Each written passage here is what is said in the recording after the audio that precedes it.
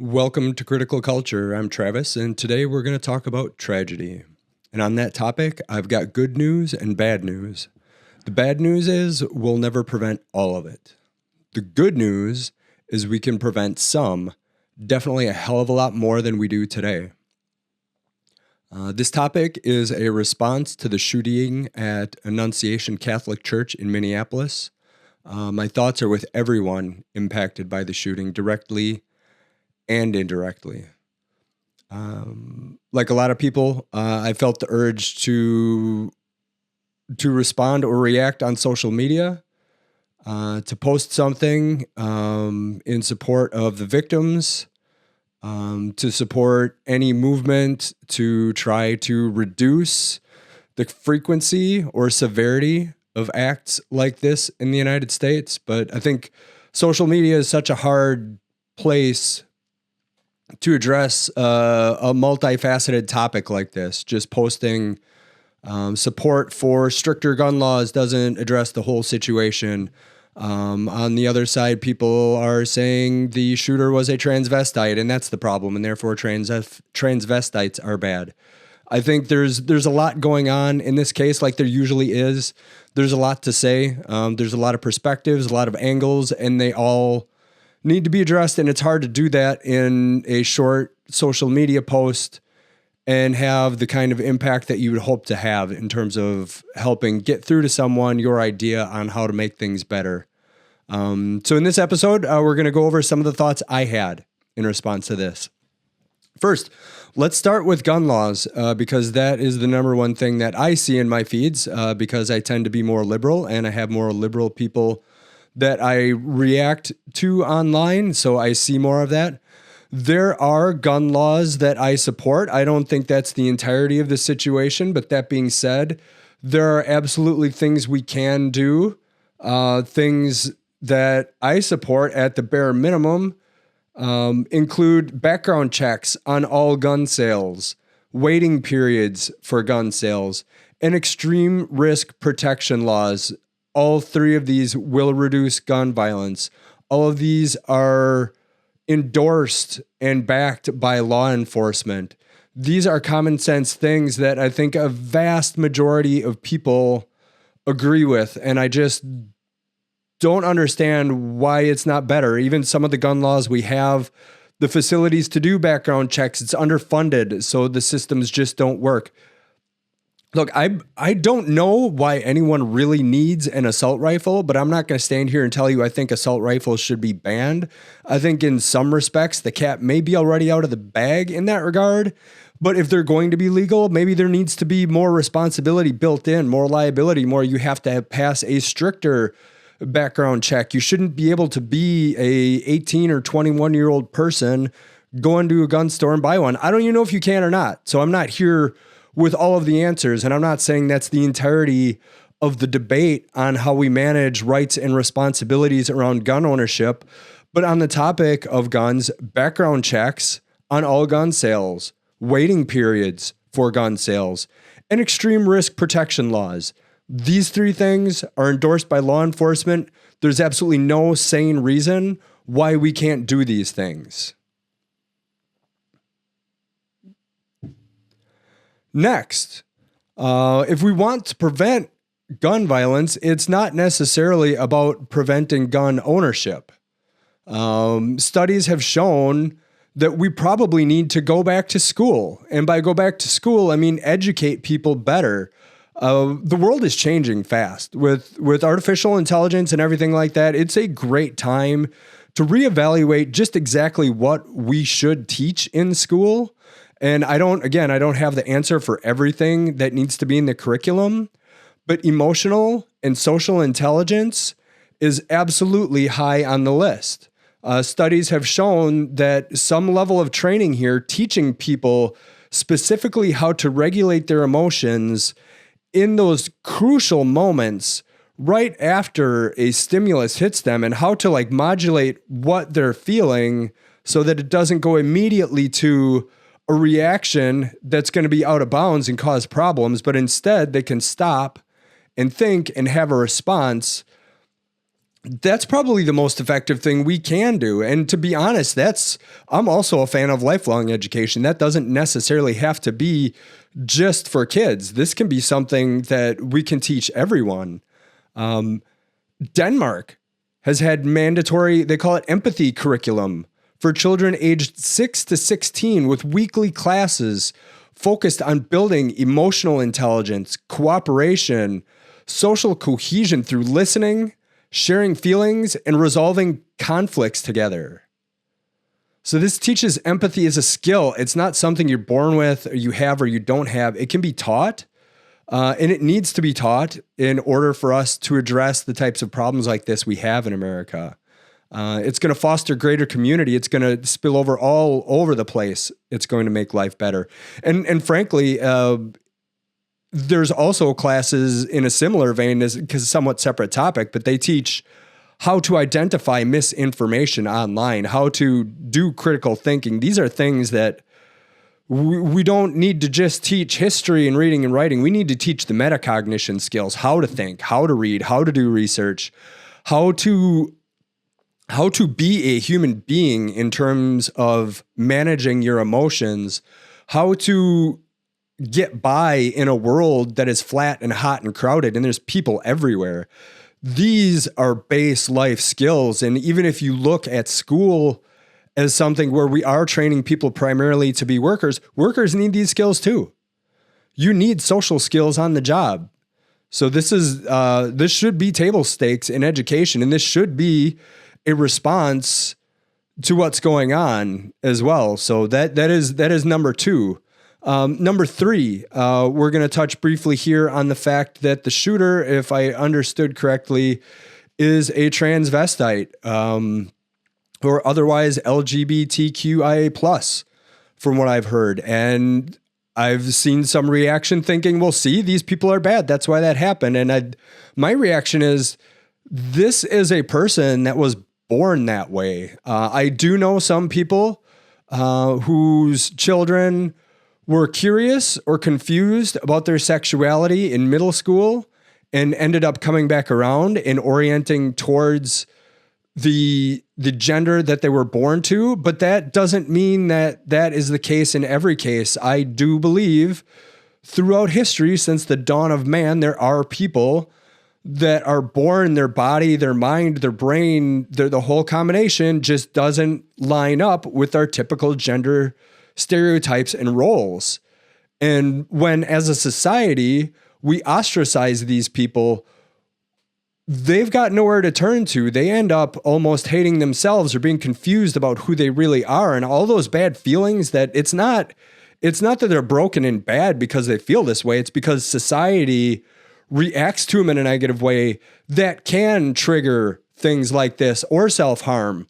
Even without harming other people. It just, in general, it puts a lot more suffering into the world that isn't necessary. So if we want to talk about any aspect of this person's gender identity or sexuality on the crime that was committed, I would put more of the onus on how society reacted to them as pushing them in this direction. This isn't something that should be looked at as a trigger to ostracize these people and look down on them and think that they are the problem. This is a societal problem, and we need to be accepting of all people, or we are introducing suffering into the world that will come back on a greater scale to us. So next up, we have the topic of the hate crime label, labeling this as a hate crime against Catholics. Not too sure on this one. It's the same as, I understand the value of the label of a hate crime or terrorism or political violence. I do understand they have labels, but I think sometimes it can also just kind of confuse the issue, because nobody really knows exactly what's going on unless they're looking at the actual evidence from what this person has put out there. I think a majority of crimes, there's some level of hate there. Not really sure what to think of that one. I just always like to put this caveat out there of what do we mean? And why do we say that? And why we put the label on it? Is that just going to be, I guess the one fear from my perspective Is this going to be some type of justification for the administration, much like with the trans, to use that as an excuse to do something to more broadly support their perspective when it really isn't helping address the actual problem? So use the label, don't use the label. I don't really care. I just worry about what can be done because that label was put on whatever happened. Not sure, again, in this case, because it's kind of new. And I think this is another reason why I didn't want to post too much online or talk about this too much right away before we know everything. But likely, this person had some level of loneliness in their lives. I think most people that do commit horrible crimes like this, they don't have good social lives. If they did, they probably would be enjoying their life and not trying to hurt other people like they're feeling hurt because they're lonely. And some of that is the nature of how society is advancing in our culture and our technology, in the increased prevalence of people living alone and smaller families and moving around and not being around friends and isolating themselves with technology. So the loneliness epidemic that many of us confront at some point in our lives is certainly a part of the question, and it's another factor that we all need to consider in how we address as a society to prevent things like this. Because again, people that feel connected to their society, people that don't feel ostracized because their sexuality or their gender is different, or their hobbies, or they were just never taught how to be socially intelligent, how to get along with people, how to control their emotions in school, like I mentioned earlier. The fact that we do have a loneliness epidemic is absolutely a part of a lot of these situations. Our politics, huge part of it. As much as I'm involved in understanding what's going on with politics and aiming for a career in that someday, I certainly do not like to talk about politics very much. It is the ugly beast that people that are in politics have to deal with. And I think that's a big reason why a lot of good people that would be great leaders don't get into politics. But the ugliness of our politics, especially when that ugliness is amplified by people in the highest offices in the land, is certainly a part of the problem we have. I personally try to combat that by... And I'm not perfect. You can look at my social media feeds. I've posted a lot of political stuff. I do my best, and I am going to do better going forward about talking more about policy and getting back to this concept of being curious and building connection with people of opposing views. I typically like to talk about policy more with people with opposing viewpoints because I think I learn more. I learn how to adapt my position. I learn how to defend and promote my position better by doing that. I do also like to talk about policy with like-minded people. I can still learn there. But the ugliness in our politics, and it's not just our leaders, it's something we all do. I know in personal life and online, a lot of people won't even talk about it. And I think the big point I want to make here is to separate policy from politics. I don't want to talk about politicians. I don't want to talk about what they're doing unless we're talking about our political system, how campaign finance works, how ugly it all is. Those sorts of things I'll talk about, but I prefer to talk about policy instead of politics. I prefer to keep a frame of mind where I understand everyone that I'm talking to is a fellow citizen in the United States. They are my neighbors. They are my brothers. They are my sisters. There's people halfway around the world that do want to do us harm. And at the end of the day, if they do something against us, we are all on the same team. And we need to remember that. We may be on opposite sides of the aisle. We may be in the middle, in the aisle itself, saying everyone on either side of the aisle is wrong. But at the end of the day, we're all under the same roof. And the more we talk about policy, the more we say, hey, how about we find where we agree instead of focusing on where we disagree? Maybe that's where we can make some progress. Maybe that's where we can learn to understand, hey, you may be a Trumper. You may have voted for Trump, but I've got something in common with you. We both like the idea of campaign finance reform. We both like the idea of ending gerrymandering. We think that is wrong in our society.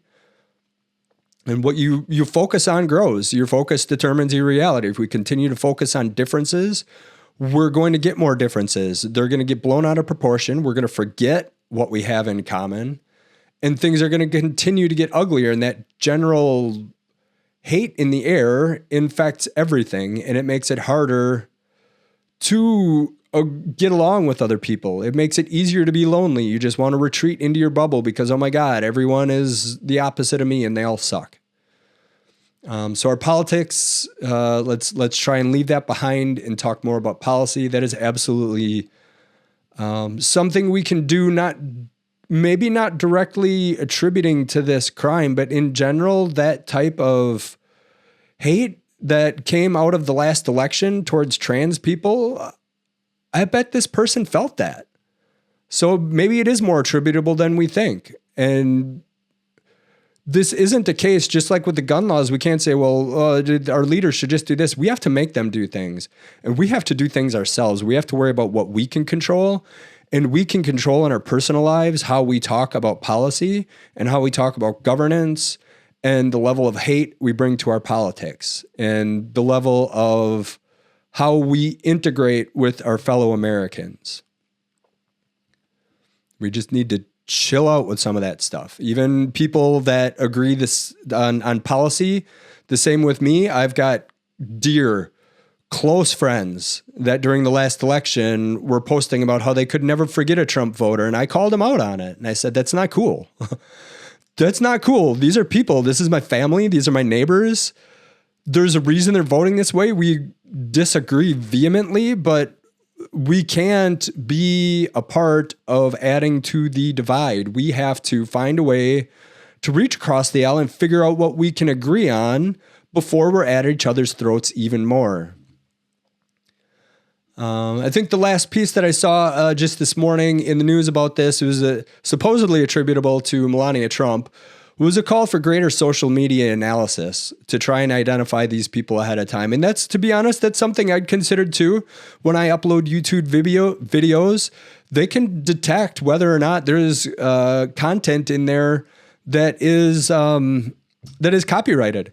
And they can flag my laws for copyrighted media. And I'm not saying these systems can be perfect. I'm saying that can be a part of the solution. They won't be perfect. And we have to, again, there's a concern there. My concern there is the Minority Report. For those who've seen the movie, you understand it. There was a way that they had to reach into people's brains and determine whether or not they were going to commit a crime, and they would be tried and convicted before they even committed the crime. And that's the one thing that I would worry about. Number one, like any system, it would never be perfect. Number two, what do we do about positives? Like, we've found someone, what do we do about that? That is the big question. The technical implementation, we've got the skills, we've got the technology, we've got the ability to do anything we put our mind to it. The real question is, how do we do it? And what do we do with that information to support freedoms and interventions that prevent violence without criminalizing thoughts or free speech? That's where it gets tricky. And part of the answer there is that's also why, from a gun law perspective, you want to support red flags. I mean, maybe they catch this criminal's online communications early. They decide, hey, it's not a matter of locking him up. It's a matter of, hey, let's put him on the red flag list. If he tries to buy a gun, we want to find out about it. He's trying to buy a gun.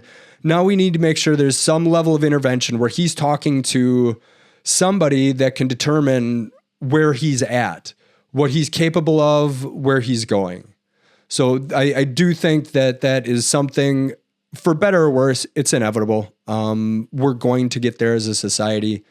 We probably have to get used to it, probably have to start, instead of resisting it, talking about how to do it best, and not stopping it altogether. So I guess those were my thoughts on the Annunciation Catholic Church shooting in Minneapolis. Again, my thoughts are with everyone impacted by the shooting, directly and indirectly. To anybody trying to address any of the situations in our society that lead to this type of event, I thank you. Keep up the good work.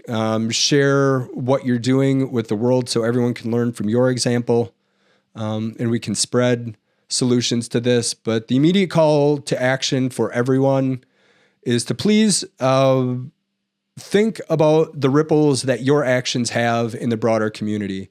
When tragedies like this happened and we didn't have social media, there wasn't the internet, you didn't hear about it as much. It stayed in the local area. There was still a lot of ripples. It's not just the people who knew people there. It's people in the community. Now with social media, almost instantly, it's everyone worrying about their kids going back to school. So these horrible events have ripple effects that cause suffering in other people's lives. And our reaction to that can also have ripple effects. If we're out there spreading hate, if we're out there unable to have a discussion with somebody about this and causing more hate and suffering in the world, that's not helping anything. And we can all monitor, we can't all prevent this type of tragedy from happening, but we can all monitor our own behavior and make sure that we're trying to put out good in the world and build connection with people and promoting our causes in a positive way and not in a way that's sowing more seeds of hate. So that's all for today. Thanks for listening.